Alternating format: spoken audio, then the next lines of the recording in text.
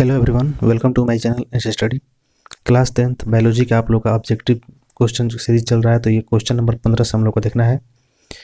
ठीक है, देखिए 15 नंबर क्वेश्चन आप लोगों को दिया है। लैंगिक जनन के उपरांत संतानों में अलैंगिक जनन की अपेक्षा विभिन्नताएं होगी। यानी जनन दो प्रकार का जब होता है, सभी लोग जानते हैं, एक लैंगिक जनन होगा और एक अलैंगिक जनन होगा। ठीक है, तो पूछ रहा है कि लैंगिक जनन से कुछ मतलब जीव उत्पन्न हुए और ये एक अलैंगिक जनन से उत्पन्न हुए, तो उन दोनों के बीच में मतलब क्या विभिन्नताएं होगी। ठीक है, कम विभिन्नताएं, अधिक होगा, एक समान होगा, या फिर इनमें से कोई नहीं। ठीक है, तो यहाँ पर जो होगा दोनों प्रकार के जनन में क्या होगा, बहुत अंतर होगा। ठीक है, क्या होगा, अधिक विभिन्नताएं दोनों में पाई जाएंगी। ठीक है, यहाँ पर ऑप्शन नंबर बी हम लोग करेंगे।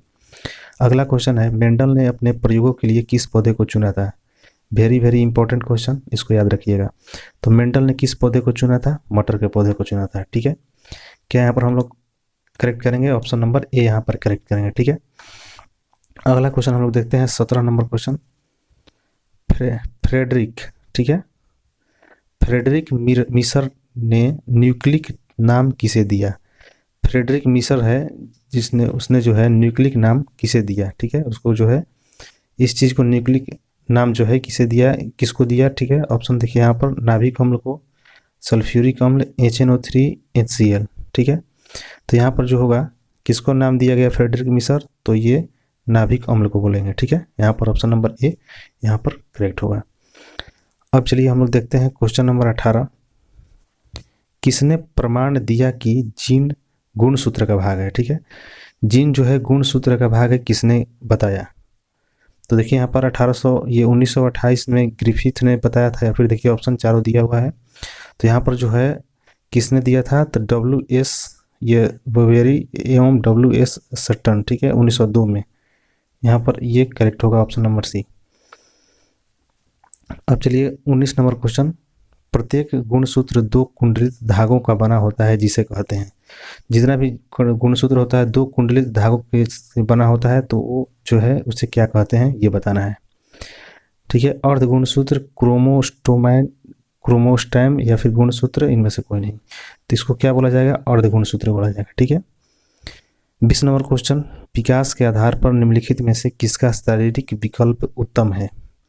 विकास के आधार पर बात की जाए तो किसका जो है विकास जो है शारीरिक अविकल्प उत्तम माना जाता है। ठीक है, तो यहाँ पर देखिएगा दिया है जीवाणु, मकड़ी, मछली और चिंपैंजी, तो ये जो है इसका आंसर जो होगा ऑप्शन नंबर डी सही होगा। अगला क्वेश्चन, शरीर में भोजन का पचना किस प्रकार की अभिक्रिया है। तो भोजन का पचना जो है, ये क्वेश्चन जो है इंपॉर्टेंट है, आप लोगों का याद रखिएगा, क्या बोलते हैं, उपचयन अभिक्रिया। ठीक है, ये जो है इंपॉर्टेंट क्वेश्चन, इसको याद रखिएगा, क्या इसको बोलते हैं, उपचयन अभिक्रिया, भोजन का पचना। अगला क्वेश्चन दिया है, मेंडल ने अपने प्रयोगों के लिए कितने विकल्पी लक्षणों का अध्ययन किया।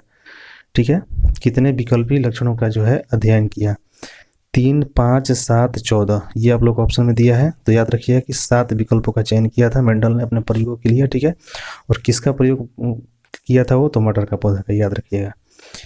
23 नंबर क्वेश्चन, एकल संकर क्रॉस के फलस्वरूप लंबे एवं नाटे पौधे का अनुपात था।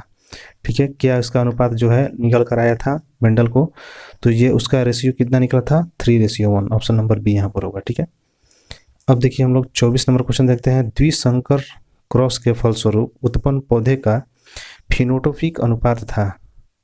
ठीक है, फिनोटोपिक जो अनुपात इसका क्या था, तो याद रखिएगा 9:3:3:1, ऑप्शन नंबर बी यहाँ पर सही होगा। ठीक है, देखिए यहाँ पर देखिए जितना भी ये यहाँ पर इंडिकेट किया गया है 18A, ये जो जितना भी दिया, ये आप लोगों को इससे ये डिनोट करता है कि प्रीवियस ईयर क्वेश्चन आया चुका है। ठीक है, तो वो जो है आप लोगों के लिए इंपॉर्टेंट मायने रखेगा क्वेश्चन। ठीक है, याद रखिएगा।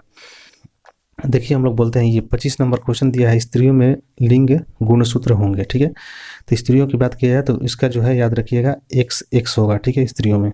पुरुष की बात की जाए तो पुरुष में क्या होगा, XY होगा।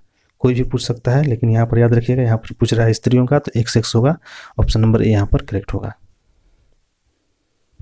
अगला क्वेश्चन देखिए दिया है, प्राकृतिक वर्ण द्वारा जैव विकास के सिद्धांत की परिकल्पना किनके द्वारा की गई। ठीक है, जैव विकास के सिद्धांत का जो है परिकल्पना जो है किनके द्वारा की गई, ये आप लोगों को बताना है। ऑप्शन यहाँ पर दिया है डार्विन, मेंडल, जेम्स वाटसन और ये क्या है, फ्रांसिस क्रिक। ठीक है, तो यहाँ पर जो होगा जैव विकास का सिद्धांत किसने दिया था? तो डार्विन दिया था। ऑप्शन नंबर ए यहाँ पर सही होगा।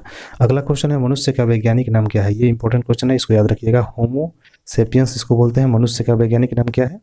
तो होमो सेपियंस यहाँ पर करेक्ट आंसर होगा, ऑप्शन नंबर ठीक है सी।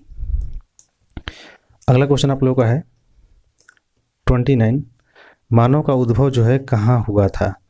मानव का उद्भव कहाँ हुआ था ये बताना है। अमेरिका में, अफ्रीका में, इंडोनेशिया, ऑस्ट्रेलिया। ठीक है, तो मानव का जो उद्भव हुआ था कहाँ से स्टार्ट हुआ था मानव का? ये अफ्रीका में। ठीक है, ऑप्शन नंबर बी यहाँ पर करेक्ट होगा।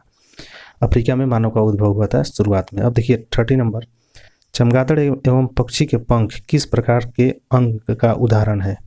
चमगादड़ और पक्षी के पंख, ये मतलब ये जो है किस प्रकार के उदाहरण है? समरूप होगा कि समजात होगा, समविवृत या फिर जीवाश्म होगा। ठीक है, तो यहाँ पर देखिए ऑप्शन नंबर ए करेक्ट होगा, समरूप होगा। ठीक है, 31 नंबर देखते हैं हम लोग क्वेश्चन। देखिए 31 आपका दिया है, प्राकृतिक वर्ण द्वारा जैव विकास, इस सिद्धांत के जनक जो है कौन थे? ठीक है, आपका दिया गया है प्राकृतिक वर्ण द्वारा जैव विकास, इस सिद्धांत के जनक कौन थे ये बताना है। ठीक है, तो यहाँ पर देखिए लेमार्क है, चार्ल्स रॉबर्ट डार्विन, चार्ल्स मूर, अल्फ्रेड मार्क। ठीक है, तो जैव विकास का सिद्धांत का जहाँ भी बात आएगा तो हम लोग डार्विन को सिलेक्ट करेंगे, ऑप्शन नंबर बी यहाँ पर सही होगा। ठीक है, अगला क्वेश्चन है वंशागत नियमों का प्रतिपादन किसने किया था? वंशागत नियमों का जो है प्रतिपादन किसने किया था? चार्ल्स डार्विन, रॉबर्ट हुक, जेसी बोस, ग्रेगरी जॉन मेंडल। ठीक है, तो बस वंशानुगत नियमों का प्रतिपादन किसने किया था? तो इसको हम लोग मारेंगे ग्रेगरी जॉन मेंडल, इसने इसका दायित्व बनता है। ठीक है, यही किया था, ऑप्शन नंबर डी यहाँ पर सही होगा। 33, इनमें कौन सही है बताना है। ठीक है, तो जैसे होता है ना DNA, तो DNA का जो है फुल फॉर्म ये बताया हुआ है, तो इसमें से कौन सही होगा? ठीक है, तो डाईऑक्सीरिबो न्यूक्लिक एसिड होता है DNA का फुल फॉर्म, यहाँ पर ऑप्शन नंबर बी याद रखिएगा, डाईऑक्सीरिबो न्यूक्लिक एसिड। ठीक है, ये इंपॉर्टेंट क्वेश्चन है। अगला क्वेश्चन है कान के निचले हिस्से को कहते हैं, कान के जो निचले हिस्सा होता है उसको क्या बोलते हैं? कर्णपाली, कर्णरक्षक, कर्णपोशी, कर्णधार। ठीक है, तो यहाँ पर कौन सा सही होगा? ऑप्शन नंबर ए कर्णपाली इसको बोलते हैं, कान के निचले हिस्से को। 35 नंबर क्वेश्चन देखते हैं, जैव विकास को सर्वप्रथम किसने समझाया? ठीक है, जैव विकास का जो है सर्वप्रथम किसने समझाया था जैव विकास के बारे में? ठीक है, लामार्क है, डार्विन, अरस्तु और वाई समास। तो यहाँ पर जो होगा आप लोगों का जैव विकास का सर्वप्रथम किसने समझाया था? तो लामार्क यहाँ पर आंसर होगा, ऑप्शन नंबर ए।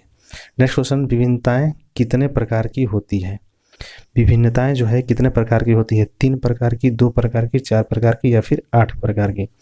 तो विभिन्नताएं जो है कितने प्रकार की होती हैं? 2 प्रकार की, याद रखिएगा। अगला क्वेश्चन दिया है, किसी जीव की जीन संरचना उस जीव का कहलाता है। किसी जीव का जो संरचना है उससे उस जीव का क्या उसको बोलते हैं? ठीक है, यहाँ पर बताना है। ठीक है, तो देखिए यहाँ पर दिया है जीन प्रारूप, जीनोटाइप, ए और बी दोनों, और जेनेटिक्स। तो इसको क्या बोलते हैं? जीन प्रारूप और जीनोटाइप। ठीक है, जिस किसी जीव का जो संरचना है उस जीव का क्या कहलाता है? जीव प्रारूप और जीनोटाइप बोलते हैं। ऑप्शन नंबर सी यहाँ पर ए और बी दोनों हो जाएगा। अगला क्वेश्चन दिया है, जीन प्रारूप तथा वातावरणीय दशाओं द्वारा निर्धारित वैसे आनुवांशिक लक्षण या विशेषक जो स्पष्ट रूप से दिखाई देते हैं क्या कहलाते हैं? ठीक है, ये बताना है क्या कहलाते हैं, जीन प्रारूप, जीनोटाइप, लक्षण प्रारूप या फिर जेनेटिक्स। तो यहाँ पर जो होगा उसको क्या बोलते हैं? लक्षण प्रारूप बोलते हैं, फेनोटाइप उसको बोलते हैं। ठीक है, अगला क्वेश्चन है, ग्रेगर जॉन मेंडल व्यक्तिगत जीवन में क्या थे? मतलब जो जॉन मेंडल थे ये मतलब वो अपने दैनिक जीवन में वो क्या काम करते थे ये बताना है यहाँ पर। ठीक है, तो पूछ रहा है कि ये नाविक है कि व्यापारी, पादरी था या फिर कृषक था। ठीक है, तो यहाँ पर जो होगा आप लोगों का ऑप्शन नंबर कौन सा करेक्ट होगा? ऑप्शन नंबर सी यहाँ पर करेक्ट होगा। ये जो पहले क्या था, ग्रेगरी जॉन मेंडल पादरी था। ठीक है, क्या था वो? तो पादरी था। ऑप्शन नंबर जो है यहाँ पर सी करेक्ट होगा। अगला क्वेश्चन है, मेंडल ने जनक पीढ़ी को किस लेटर से सूचित किया? जो जनक पीढ़ी होता है, ठीक है, जनरेशन, किस लेटर से उसने उसको सूचित किया ये बताना है। पी से, टी से, एफ से या फिर एस से? तो इसने किससे बताया था? पी से। ठीक है, पी से सूचित किया था जीवन पीढ़ी को। अगला क्वेश्चन आप लोग का दिया है, किसी भी प्रजाति विशेष के एक समष्टि या आबादी में स्थित समस्त जीन उस आबादी का कहलाता है। तो क्या कहलाता है? जीन विकास, जीन कोष, भ्रूण विकास या फिर भ्रूण कोष। ठीक है, तो यहाँ पर जो होगा समष्ट जो उसकी आबादी और स्थिति उस जीन का क्या कहलाएगा, जीन कोष कहलाएगा। ठीक है, क्या कहलाएगा, तो जीन कोष उसको बोलेंगे। अगला क्वेश्चन है जाति उद्भव उन जीवों में होता है जिनमें, किन में जाति उद्भव होता है, लैंगिक जनन में कि अलैंगिक जनन में कि स्वपरागण या फिर इनमें से सभी, ये पूछ रहा है। ठीक है, तो ये जाति उद्भव किस में होता है, तो जो लैंगिक जनन होता है उसी में जाति उद्भव होता है। ठीक है, ऑप्शन नंबर ए यहाँ पर सही होगा। अगला क्वेश्चन है डीएनए अनुक्रम के तुलनात्मक अध्ययन द्वारा किसी जीव के पूर्वजों की खोज करना, ठीक है, कहलाता है। खोज क्या कहलाता है ये बताना है। आणविक व्युत्क्रमण, आणविक जातिवृत्त, आणविक विलोपन, आणविक संकलन। ठीक है, तो क्या होगा, डीएनए के अनुक्रम के तुलनात्मक अध्ययन द्वारा किसी जीव के पूर्वज का खोज क्या कहलाएगा, तो आणविक जातिवृत्त कहलाता है। ऑप्शन नंबर बी यहाँ पर सही होगा। अगला क्वेश्चन है अनुवांशिकी का पिता किसको बोलते हैं। ठीक है, ये जो है क्वेश्चन इंपॉर्टेंट है। अनुवांशिकी के पिता किसको बोलते हैं, तब मेंडल को, ग्रेगरी जॉन मेंडल, इसी को बोलते हैं अनुवांशिकी का पिता। ठीक है, अब देखिए अगला क्वेश्चन, किसके मतानुसार जीवों में प्रजनन के द्वारा अधिक से अधिक संतान उत्पन्न करने की क्षमता होती है। ठीक है, ये बात जो है किसने बताया था। ठीक है, तो यहाँ पर ये जो है मेंडल के द्वारा ये कहा गया है, इन्हीं के द्वारा खोज किया गया है कि इसके मत के अनुसार जीवों में प्रजनन के द्वारा अधिक से अधिक संतानों का उत्पन्न करने की क्षमता होती है। मेंडल ने इसको बताया था। ठीक है, 46 नंबर, डीएनए में कितने प्रकार के नाइट्रोजन क्षारक होते हैं। ठीक है, डीएनए में जो होता है कितने प्रकार के नाइट्रोजन क्षारक होता है। ठीक है, तो डीएनए डाई न्यूक्लिक एसिड अभी पढ़े हम लोग, डीएनए का जो था, तो यहाँ पर कितने प्रकार का हो जाएगा, 2 प्रकार का। ठीक है, ऑप्शन नंबर ए सही होगा। ठीक है, डाई मतलब 2 होगा, ऑप्शन नंबर ए करेक्ट होगा। अगला क्वेश्चन है कौन सा अभिलक्षण वंशागत जो है नहीं है। ठीक है, कौन सा अभिलक्षण जो है वंशागत नहीं है, तो यहाँ पर देखिए आँख का रंग, चमड़ी का रंग, शरीर का आकार और बाल की प्रकृति। देखिए अभिलक्षण वंशागत, देखिए ये सब मैच करेगा। ठीक है, ये सब मैच करेगा, लेकिन चमड़ी का रंग का कोई जो है इसका वैलिड नहीं है। ठीक है, ये जो है वंशागत नहीं है, ये अभिलक्षण जो है कोई ज़रूरी नहीं है कि उसका रंग जो है वही होगा। तो यहाँ पर ऑप्शन नंबर कौन सा, बी करेक्ट होगा। ठीक है, तो 48 क्वेश्चनों के साथ हम लोग अगले वीडियो में मिलेंगे। ठीक है, क्लास पसंद आए तो लाइक करना। मिलते हैं हम लोग नेक्स्ट वीडियो में, तब तक बाय।